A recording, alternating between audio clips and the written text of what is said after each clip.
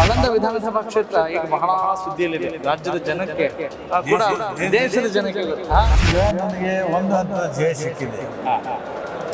ಇನ್ನು ಮುಂದೆ SITದವರು charge sheet ಹಾಕಿದ್ದಾರೆ. ಆ ಚಾರ್ಜ್ ಶೀಟು ಅದ್ರ ಮೇಲೆ ನ್ಯಾಯಾಲಯದಲ್ಲಿ ಇದನ್ನು ವ್ಯಾಜ್ಯ ನಡೀತದೆ, ವಾದ ವಿವಾದ ನಡೀತದೆ. ಅಂತಿಮವಾಗಿ ನನಗೆ ಜಯ ಸಿಗ್ತದೆ ಅಂತ ನನಗೆ ಭರವಸೆ ಇದೆ ನ್ಯಾಯಾಲಯದಲ್ಲಿ.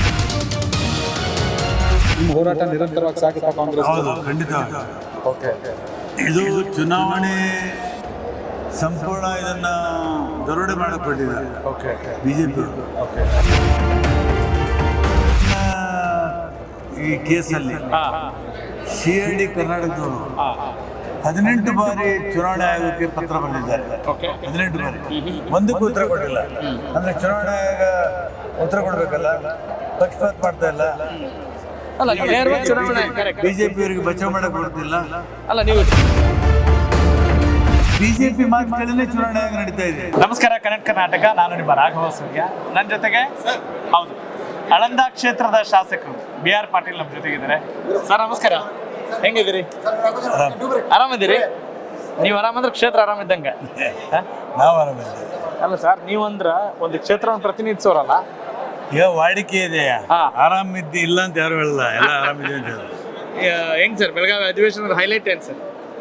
ಬೆಳಗಾವಿ ಹೈಲೈಟು ಯಥಾ ಪ್ರಕಾರ ಪ್ರತಿ ವರ್ಷ ಉತ್ತರ ಕನ್ನಡದ ಬಗ್ಗೆ ಚರ್ಚೆ ಆಗಬೇಕಾಗಿತ್ತು. ವಿಸ್ತೃತವಾದ ಚರ್ಚೆ ಆಗಿದೆ. ಮಾನ್ಯ ಮುಖ್ಯಮಂತ್ರಿಗಳು ಉತ್ತರ ಕೊಟ್ಟಿದ್ದಾರೆ. ಅಧಿವೇಶನ ಮುಗೀತು, ಊರ ಕಡೆ ಹೊಡ್ತಾ ಇದ್ದೀವಿ. ಅಧಿವೇಶನ ಮುಗೀತು. ಏನು ಸರ್, ಏನು ಖುಷಿ ಇದೆ ಈ ಸರಿ ಅಧಿವೇಶನದಿಂದ ನಿಮಗೆ? ನಿಮ್ಮ ಜನಕ್ಕೆ ಏನು ಹೇಳಕ್ ಹೊಂಟೀರಿ ನೀವು? ಇಲ್ಲ, ಜನಕ್ಕೆ ಹೇಳೋದು ಭಾಳ ಇದೆ. ಬರೀ ನನ್ನ ಕ್ಷೇತ್ರದ ಸೀಮಿತವಾಗಿ ನಾನು ಮಾತಾಡಿಲ್ಲ.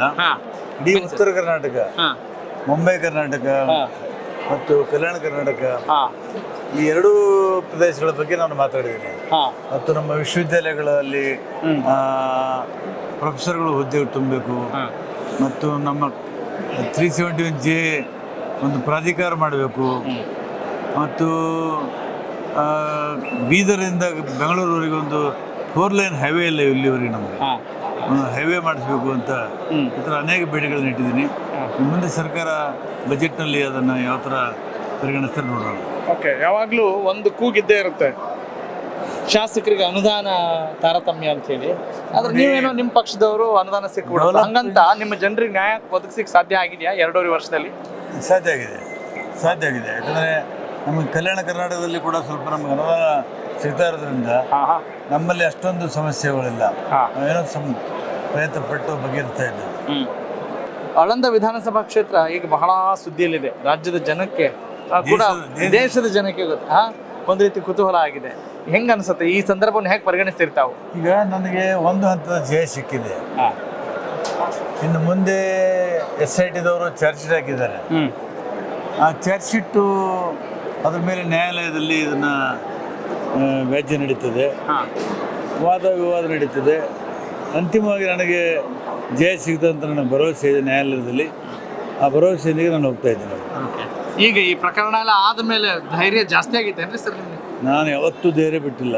ಆದ್ರೂ ಸ್ವಲ್ಪ ಗಪ್ಪಾಗಿ ಮಾತಾಡಕ್ ಕುಂತೀನಿ. ನನ್ನ ಸ್ವಲ್ಪ ಸ್ಲೋ ಮಾತಾಡಕ್ ಕುಂತೀನಿ. ಇಲ್ಲ, ನಾನು ಯಾವತ್ತೂ ಸ್ಲೋ ಮಾತಾಡಿಲ್ಲ, ಯಾರಿಗೂ ಬಿಟ್ಟಿಲ್ಲ. ನನ್ನ ಮಂತ್ರಿಗಳಿಗೆ ಜಾಡಿಸಿದ್ದೀನಿ ಮೊನ್ನೆ, ನೀವು ಬರೀ ಕ್ಷೇತ್ರ ಬೆಂಗಳೂರು ಸೀಮಿತವಾಗಿರ್ತೀರಿ ಅಂತ. ನಾನು ಯಾರಿಗೂ ಬಿಡಲ್ಲ. ಯಾರಿಗೂ ಬಿಟ್ಟಿಲ್ಲ. ನಿಮ್ಮ ಕ್ಷೇತ್ರದ ಮತದಾರರಿಗೆ ಇನ್ನು ಉಳಿದಿರೋ 2.5 ವರ್ಷಗಳಲ್ಲಿ ಏನ್ ಮಾಡ್ಲಿಕ್ಕೆ ಹೊರಟಿದ್ದೀರಿ ಅಂತ ಹೇಳ್ತೀರಿ? ಅದೇನು ಮಾಡೋದಂತ ನಾವು ಪ್ಲಾನ್ ಮಾಡಿದ್ದೀನಿ. ಅದು ನಮ್ಮ ಜನರಿಗೂ ಕೂಡ ಹೇಳಿದ್ದೀನಿ. ಆ ಪ್ರಕಾರ ಮಾಡ್ತೀನಿ. ಅಲ್ಲ ಸರ್, ಏನು ಅದನ್ನ ಒಂಚೂರು ವಿವರವಾಗಿ ಹೇಳ್ಬೋದಾ? ವಿವರವಾಗಿ ಹೇಳಕ್ ಸಾಧ್ಯ ಇಲ್ಲ. ನಮ್ಮಲ್ಲಿ ಮುಖ್ಯವಾಗಿ ಸಮಸ್ಯೆ ನಮ್ಮ ರಸ್ತೆಗಳು ಬೇಡಿಕೆ ಇದೆ. ಆಮೇಲೆ ಹೈನುಗಾರಿಕೆ ಜಾಸ್ತಿ ಮಾಡಬೇಕಾಗಿದೆ, ಮತ್ತು ಅಂತರ್ಜಲ ಹೆಚ್ಚು ಮಾಡಬೇಕಾಗಿದೆ. ಇದು 1 ವರ್ಷ 2 ವರ್ಷದಲ್ಲಿ ಆಗೋದಿಲ್ಲ. ಇದಕ್ಕೆ ಸಮಯ ಬೇಕಾಗ್ತದೆ, ಅದಕ್ಕೆ ಅನುದಾನ ಬೇಕಾಗ್ತದೆ, ಪ್ರಯತ್ನ ಬೇಕಾಗ್ತದೆ, ಆ ಥರ ಯೋಜನೆ ಬೇಕಾಗ್ತದೆ. ಮತ ವೋಟ್ ಚೋರಿ ವಿರುದ್ಧ ಅಭಿಯಾನ ಇಡೀ ದೇಶದಲ್ಲಿ ನಡೀತಾ ಇದೆ. ರಾಹುಲ್ ಗಾಂಧಿ ಅವರು ಭಾರತ್ ಜೋಡೋ, ಭಾರತ್ ನ್ಯಾಯ ಯಾತ್ರೆ ಆದ್ಮೇಲೆ ವೋಟ್ ಚೋರಿ ವಿರುದ್ಧ ಅಭಿಯಾನ ಆಳಂದದಲ್ಲಿ ಪ್ರೂವ್ ಆಯಿತು. ಬೆಂಗಳೂರು ಮಾದೇವಪುರ ದೊಡ್ಡ ಸುದ್ದಿ ಆಯಿತು. ನಿಮ್ಮ ಹೋರಾಟ ನಿರಂತರವಾಗಿ ಸಾಗುತ್ತಾ ಕಾಂಗ್ರೆಸ್? ಹೌದು, ಖಂಡಿತವಾಗಿ.